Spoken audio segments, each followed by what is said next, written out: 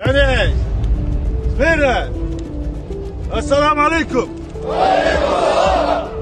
Дорогие братья, бойцы спецназа Ахмат, сегодня мы собрались в очередной раз проводить наших...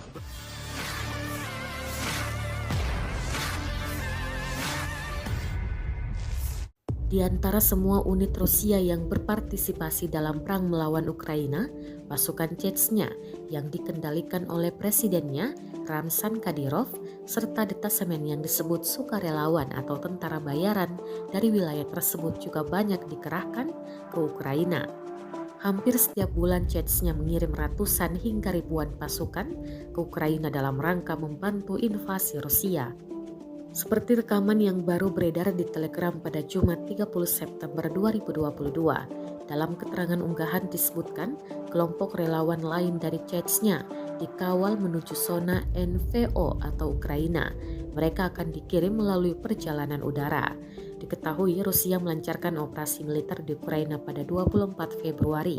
Presiden Vladimir Putin menyebut tujuannya perlindungan orang-orang yang telah menjadi sasaran intimidasi dan genosida oleh rezim Kiev selama 8 tahun. Untuk ini menurut dia direncanakan untuk melakukan demilitarisasi dan denasifikasi Ukraina untuk mengadili semua penjahat perang yang bertanggung jawab atas kejahatan berdarah terhadap warga sipil di Donbas. За то, что он сначала СВО делает для наших дорогих братьев-добровольцев. Ахмад! Сила! Аллаху Акбар!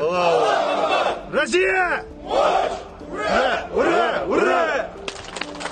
Благодаря главой Чеченской Республики Рамзану Ахматовичу Кадырову, нашего дорогого брата, он всячески помогает во всех направлениях. Хочу сказать спасибо и огромную благодарность нашим инструкторам, которые днем и ночью занимаются и готовят наши бойцы. Мы все едины, мы защищаем свое государство. Есть приказ Верховнокомандующего, это приказ будет. Хоть весь мир пойдет против нас, выполнен нужный срок, нужное время.